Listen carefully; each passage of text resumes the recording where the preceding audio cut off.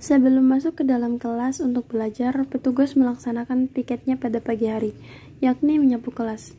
Ini menandakan bahwa mereka bertanggung jawab dalam menjalankan tugasnya. Pada jam 6.30, guru-guru mengatur barisan dari kelas 1 sampai kelas 6 dan merapikan barisan yang masih berantakan. Tujuannya agar siswa bersiap untuk mengikuti upacara apel pagi. Upacara sudah dimulai dari pemimpin yang akan memimpin barisan.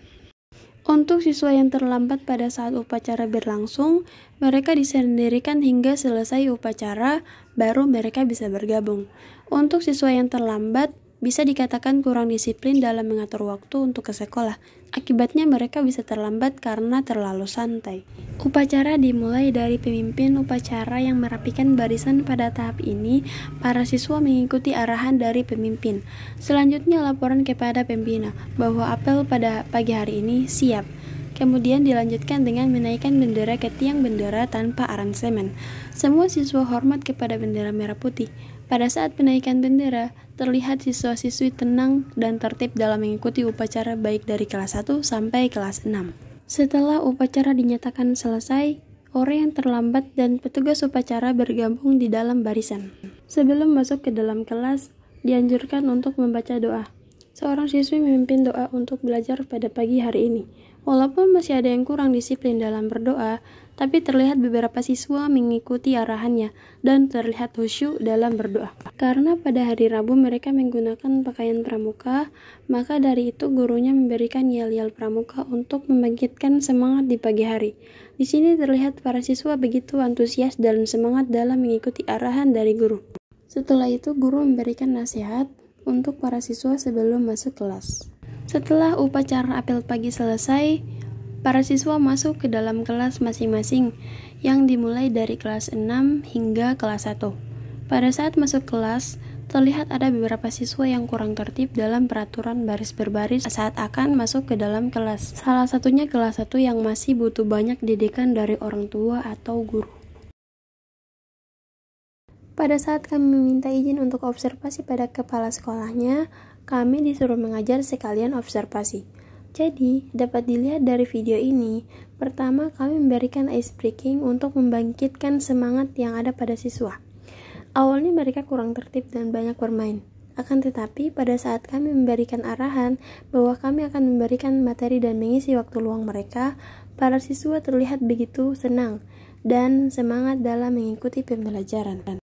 Metode pembelajaran yang kami amati di kelas 2 ini, selama pembelajaran berlangsung, ada beberapa siswa yang menyimak dan mendengarkan penjelasan dari guru. Tetapi ada juga siswa yang kurang memperhatikan materi pada saat guru menjelaskan. Pada saat guru bertanya kepada siswa, ada 1 atau 2 orang siswa yang memberikan respon positif kepada guru.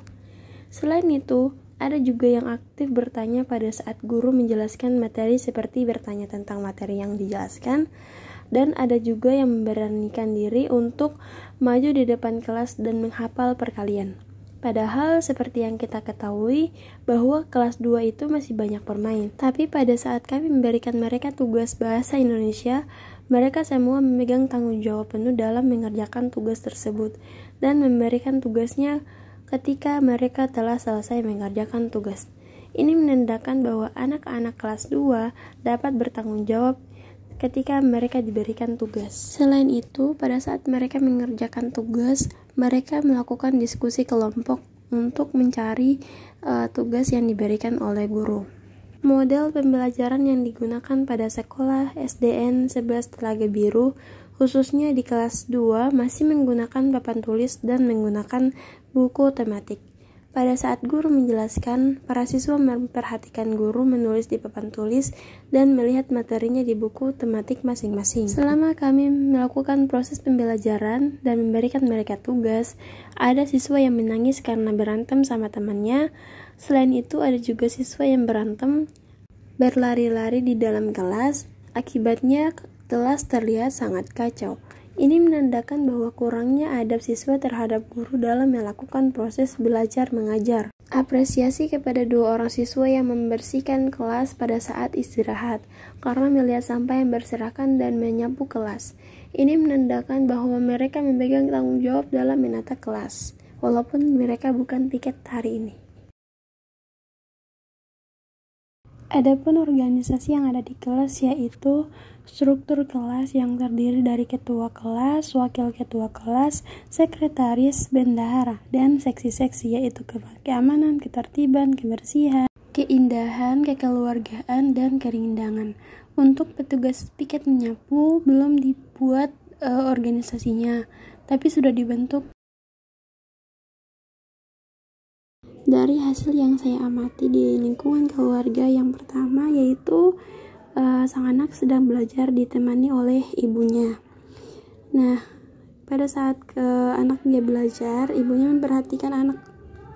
Awalnya sang ibu membiarkan anaknya untuk bermain HP, tetapi karena sudah lama memegang HP, akhirnya sang ibu menegurnya untuk belajar kembali. Dari perilaku sang anak, di sini dapat terlihat bahwa anaknya tidak mau belajar karena terlalu asik dengan HP. Tetapi berkat bujukan dari sang ibu untuk akan memberikan hadiah, akhirnya sang anak mau untuk belajar kembali. Jadi bisa disimpulkan bahwa ketika anak ingin belajar, kita harus menemani anak agar semangat dalam belajar, dan kalau bisa untuk dijauhkan dari HP.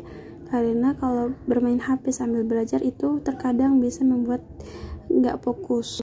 Selanjutnya di sini anak sedang bermain HP, terlalu asik dalam bermain TikTok, Instagram, YouTube, dan lain-lain. Dan ibunya datang untuk menanyakan apakah anaknya sudah belajar, dan ternyata belum. Karena anaknya belum belajar, akhirnya sebagai peran ibu, sang ibu memberikan motivasi kepada anaknya untuk rajin belajar. Misalnya seperti memberitahukan akibat buruk dari terlalu lama bermain HP. Misalnya ketika bermain HP itu dapat merusak mata dan lain-lain. Dan di sini dapat dilihat bahwa anak mendengarkan ibunya dan tidak mau bermain HP dan mau belajar untuk masa depan. Dan selanjutnya yaitu di sini anaknya terlalu asik dalam menonton TV, dan sang ibu pun datang untuk mengajaknya belajar, melanjutkan materi yang kemarin yang belum terlanjut. Akan tetapi di sini sang anak tidak mau untuk belajar, tetapi tetap dipaksa oleh sang ibu untuk mau belajar. Dan akhirnya bukunya ditaruh dan tetap ibunya memaksa untuk belajar. Karena anaknya tidak mau belajar, akhirnya sang ibu membujuknya untuk kalau mau belajar nanti akan diberikan hadiah.